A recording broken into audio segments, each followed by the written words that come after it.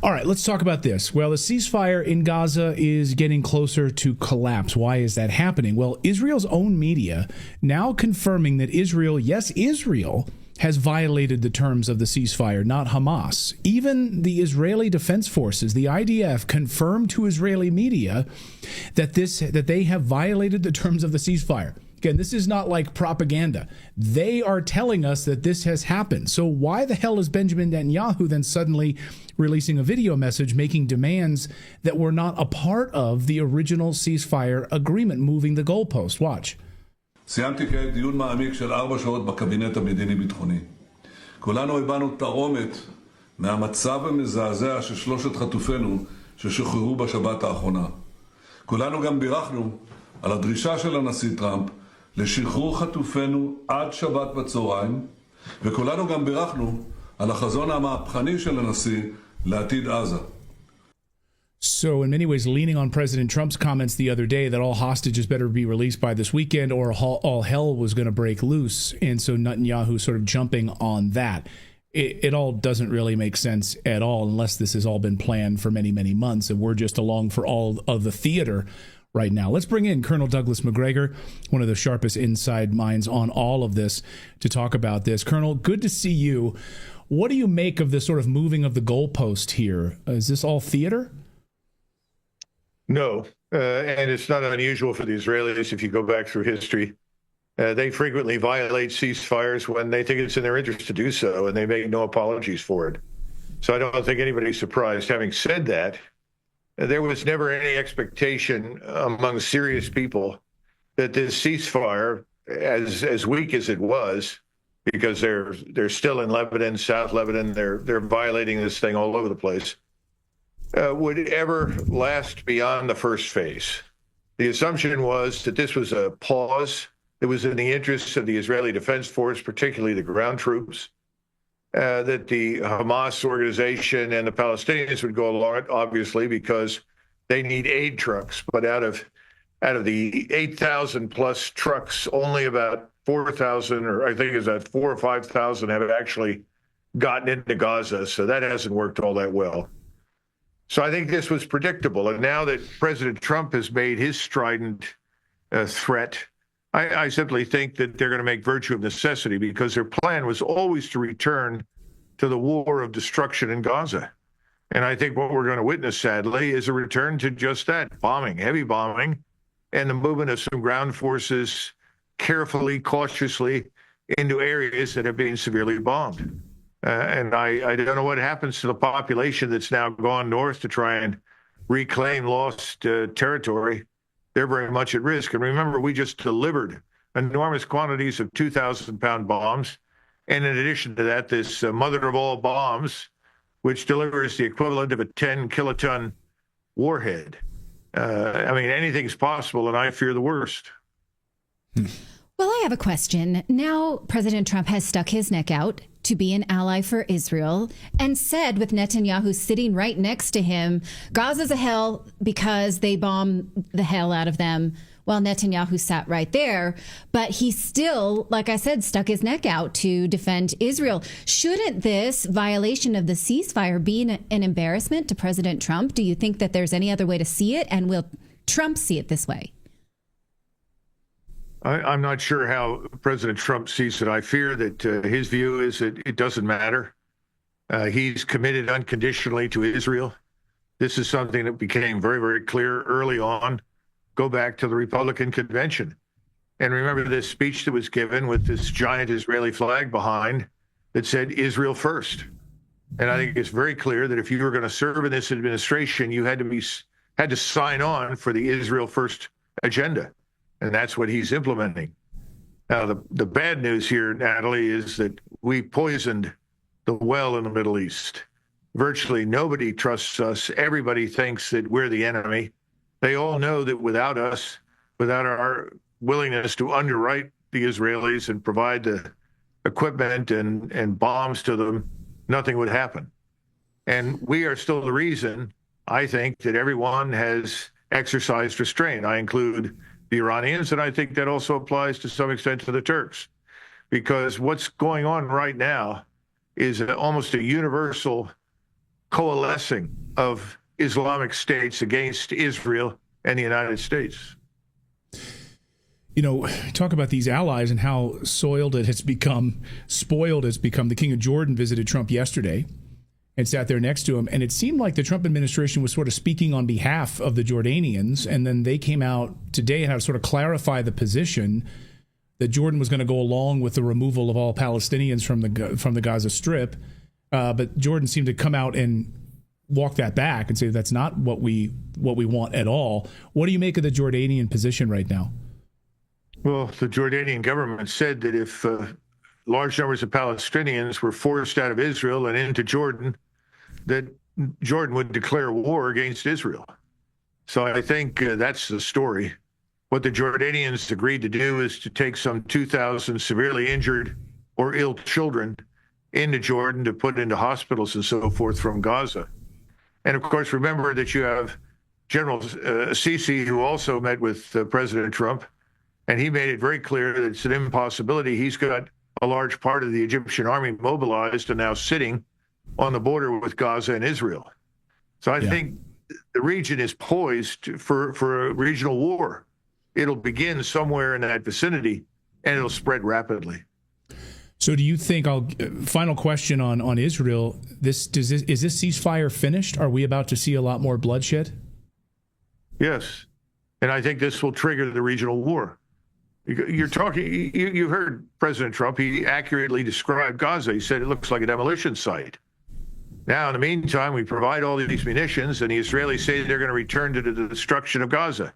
They're going to wage that war. In fact, President Trump also said that he would back the annexation of the West Bank to Israel. That means more mass murder and expulsion for the Palestinians that live on the West Bank. Where else can this be headed but to a regional war? Because at some point, and I think it's close, everyone in the region is going to say, that's it, no further. And they're all going to coalesce.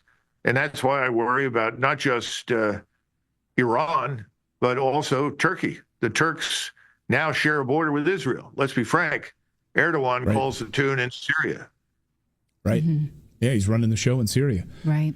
Well, let's pivot to talk about Ukraine, something that you, I want to say, have been right about all along. Now, President Trump says that he has spoken with Russian President Putin, and they are discussing a resolution to the war. He does not say he's going to check with Zelensky in this post. He says he will tell Zelensky.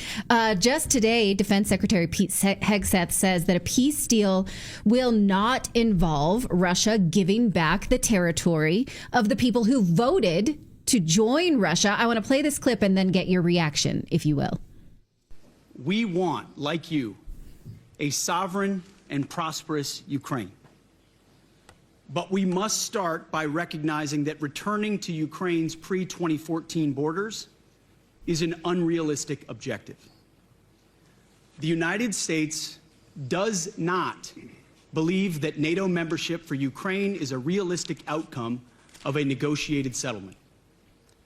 Instead, any security guarantee must be backed by capable European and non-European troops.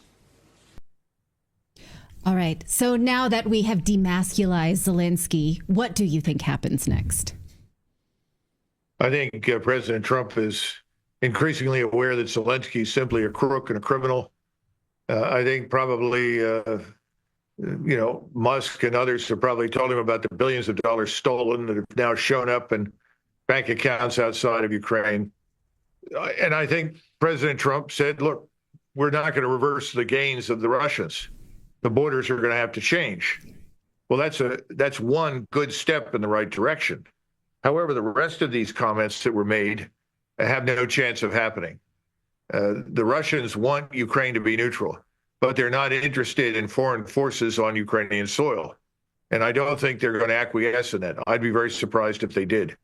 There is still this lingering notion of some sort of separation that's going to be policed by troops. I don't think the Russians are going to be very interested in that either. So, and then finally, and this is very important, I'm glad President Trump is going to talk directly to Putin. Thus far, until now, he hasn't. He talked through an intermediary. So now we have direct communication. And he's going to go to Moscow, I think. Peskov seemed to indicate as much. if he does that, that's a good thing, but he's got to go in there understanding certain things. The Russians are going to continue to fight and advance as long as there is any life left in the Ukrainian army.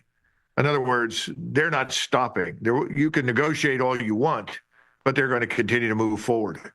And that's because the Russians have always said what they wanted. They want the aid to stop, and that has to stop. Our aid to the Ukrainians is what's keeping things moving, cash and weapons. That has to stop. And once it stops, the Europeans will bail out because they don't have the wherewithal to do any of this on their own. Everybody knows that. So that has to happen. The other thing is we've got to get out of Ukraine. I'm talking about Americans who are on the ground there, not just the Europeans. All of us have got to get out. Now, the Russians are going to insist on that, I'm sure, privately. And hopefully President Trump will respond to it because, and here is the important point, Natalie, Clayton, we have no leverage over the Russians. None. And so, yeah, we're going to dictate some sort of a peacekeeping force from NATO that's going to be on the ground there. They'll never go for it, as you've pointed out many, many times. And the government of Ukraine, of course, the CIA placed a Western-backed puppet government there in 2014. So Putin is not going to go along with like Zelensky light, right? There's going to have to be a Russian, maybe sympathetic government in Ukraine, no? Of course, absolutely. I mean, there's no question about it. And the Austrian State Treaty, which I've mentioned many times before, is a good example. And that could be a good model for Ukraine. And the Russians, at least for the first 10 years after 1955, maintained a delegation in Vienna. And they had senior officials sit on the Austrian National Defense Council. And that was to ensure that there was no interest in revanchism. In other words, no interest in harming Russians or attacking Russia. So I think you'll have something similar in Ukraine. But we have to ask ourselves, and this is something that President Trump needs to decide, what do we want with Russia, not just from Russia? And I think the answer to that is peace and prosperity. We have no interest in destroying Russia. They have no interest in destroying us. Let's get out of that straitjacket. Let's dump it. Trump had no part in that. That's all Biden and his friends. So right. President Trump has a brilliant opportunity to make a clean sweep and start over fresh with Russia, and we need to. We should be cooperating, not fighting. Well, you've been right many, many times, and people who've been paying attention to you for many, many years know that to be the case. I want to point out that you're launching a new show, so we would love to promote your new. So here is a little promo you guys now in the marketplace with you, Clayton. That's right. I think you'll win, probably. Let's clearly. do it. Here's a new promo. So let's roll this promo. Watch this.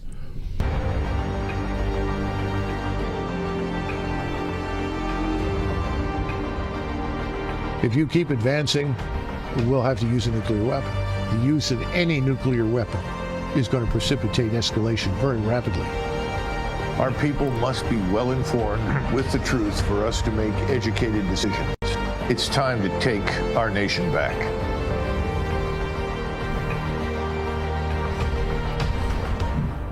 All right, that launches March 11th. So congratulations. I don't see that as competing with us. We're always better off when the marketplace of ideas is robust. So welcome to the welcome. We got to find somebody like you, Natalie, to come on the show to keep everybody interested. You know, we don't have anybody like you yet.